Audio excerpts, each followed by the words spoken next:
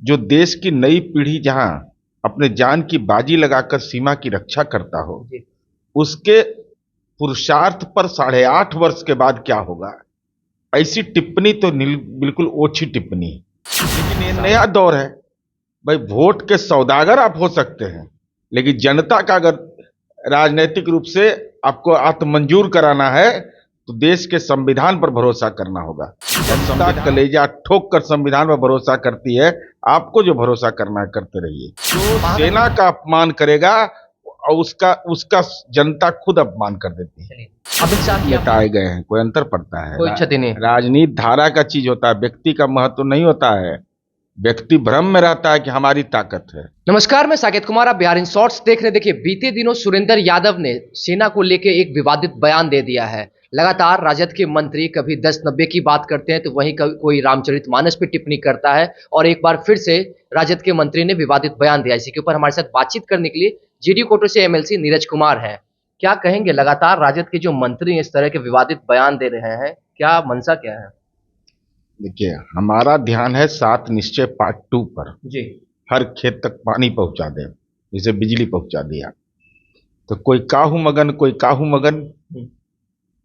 भाई, भाषाई अपमान देश के सेना का, जिस देश के सेना पर गर्व करता है देश, उनके पुरुषार्थ पर, साहस पर, पराक्रम पर, तो स्वाभाविक रूप से ऐसे चीजों से जो देश की नई पीढ़ी जहां अपने जान की बाजी लगाकर सीमा की रक्षा करता हो, उसके पुरुषार्थ पर 8.5 वर्ष के बाद क्या होगा, ऐसी टिप्पणी तो बिल्कुल ओछी टिप्पणी है। साथ ही साथ हम तो यह कहना चाहेंगे कि लोकतंत्र लोकलाज की बुनियाद पर चलता है और जनता सीना ठोक करके सेना पर गर्व करती है, और जिसको सेना का अपमान नजर आता है वह निश्चित रूप से राजनैतिक रूप से ही नहीं, हम तो समझते हैं भाषाई रूप से कहीं ना कहीं एक ऐसी शून्यता है जो खुद आत्मचिंतन करने की जरूरत है।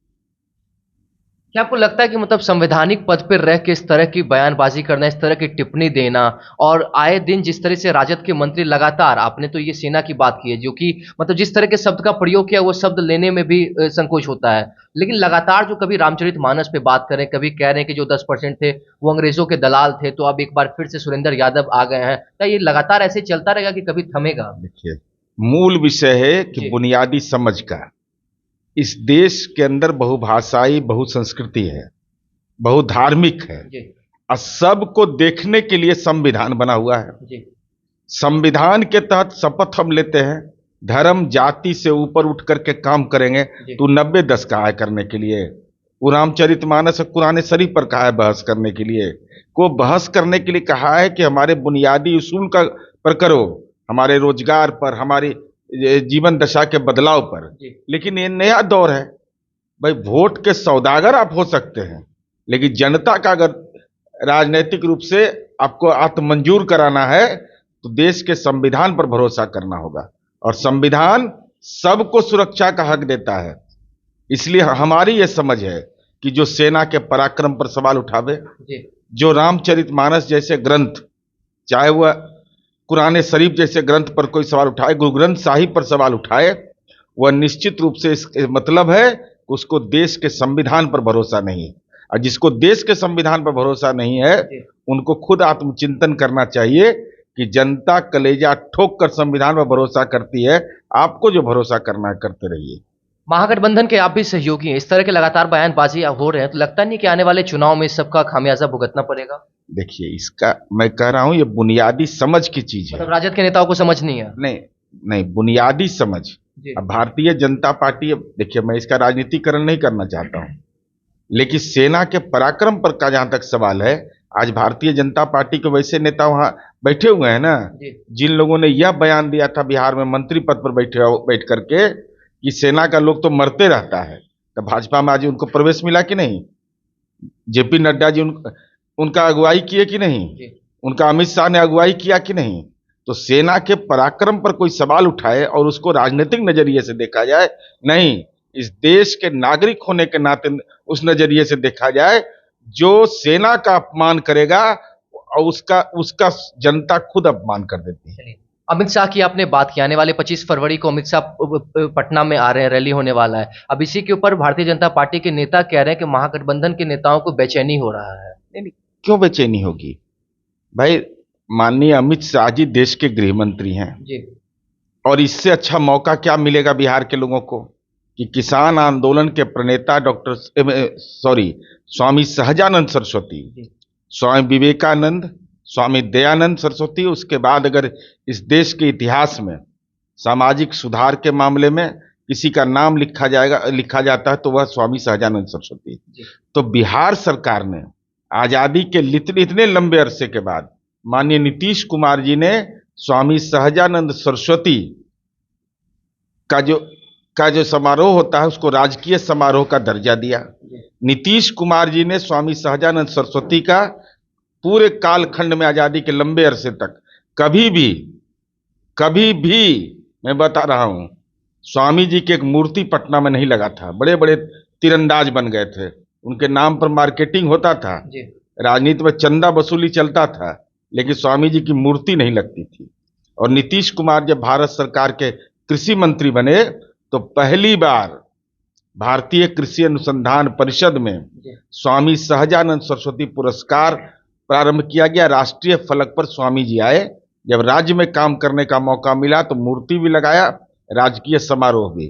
तो अब विलंब कहीं कारण कीजिए अमित शाह जी, आप तो आ रहे हैं तो स्वामी जी को भारत रत्न दीजिए ना, घोषणा करिए 25 तारीख को कि हाँ बिल्कुल, कि स्वामी सहजानंद सरस्वती को भारत रत्न मिलना चाहिए।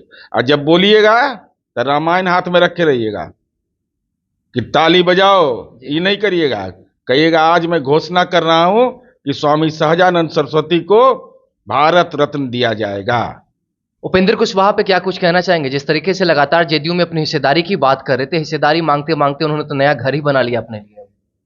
देखिए, किराया के दार के रूप में राजनीति में रहिएगा तो ट्रांसफर पोस्टिंग रहेगा, आए गए।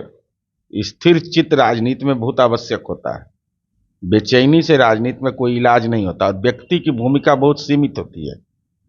अब माननीय उपेंद्र कुशवाहा जी बड़े नेता हैं जी, बोलने के लिए बड़े नेता हैं, तो स्वाभाविक रूप से उपेंद्र कुशवाहा जी ऐसा कोई काम मत करिएगा जिससे सम्राट अशोक की आत्मा कष्ट में पहुंच जाए। क्योंकि सम्राट अशोक पर जिन लोगों ने भाषाई टिप्पणी किया उनको पद्मश्री मिला था दयाशंकर सिन्हा को, और आपने उसके वापस लेने की मांग की थी, जो केंद्र की सरकार ने पूरा नहीं किया। तो हम उम्मीद करते हैं कि वैसी किसी राजनीतिक जमात से उपेंद्र कुशवाहा जी का संबंध नहीं होगा जो सम्राट अशोक को भाषाई रूप से अपमानित करे। एक आखिरी सवाल रहेगा, उपेंद्र कुशवाहा के जाने से क्या लगता है कि जदयू को कुछ क्षति होने वाला है, नुकसान होने वाला है?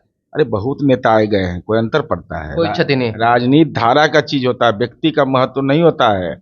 व्यक्ति भ्रम में रहता है कि हमारी ताकत है जी, हम एमएलसी है तो हमारी ताकत है, हम 3 जिला में है तो हम ही को सब पहचानता है तो वोट देता है।